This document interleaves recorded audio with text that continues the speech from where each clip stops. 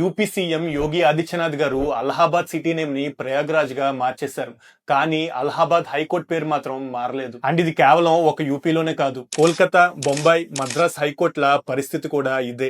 మరి వాటి పేర్లు ఎందుకు మారలేదు తెలుసుకుందాం రండి. 1861 లో British parliament Indian high court acts ని తీసుకొచ్చింది. ఈ యాక్ట్ ప్రకారం కోల్కతా, బొంబాయి, మద్రాస్ హైకోర్టులు ఏర్పడ్డాయి. ఈ కోర్ట్స్ కి బ్రిటిష్ క్వీన్ ఇచ్చిన పవర్ఫుల్ చార్టెడ్ యాక్ట్ ద్వారా లీగల్ స్టేటస్ వచ్చింది. అందరూ ఆశ్చర్యపడే విషయం ఏంటంటే ఈ హైకోర్ట్స్ రాకముందు బ్రిటిష్ ఇండియాలో న్యాయ వ్యవస్థ అనేది చాలా గందరగోళంగా ఉండేది.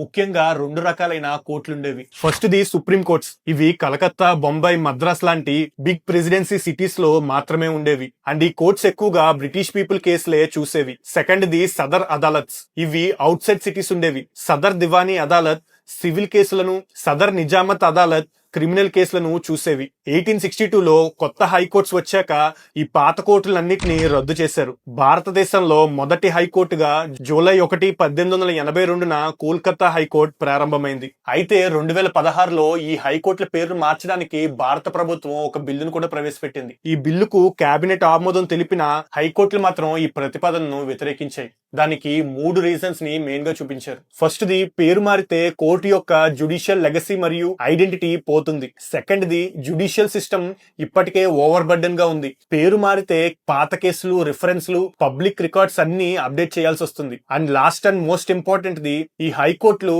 బ్రిటిష్ పార్లమెంట్ యొక్క చార్టర్డ్ యాక్ట్స్ ద్వారా ఏర్పడ్డాయి. అందుకే వాటిని మార్చడం ఒక complex legal process. In case ఈ కాంప్లెక్స్ లీగల్ ప్రాసెస్ ని ఫేస్ చేద్దామని గవర్నమెంట్ ముందుకు వచ్చినా కూడా ఇది జ్యుడిషియల్ అటానమీకి వ్యతిరేకం అని జ్యుడిషియరీ ఆపేస్తారు. ఈ విషయంపై మీ అభిప్రాయం ఏంటో కామెంట్స్ లో చెప్పండి.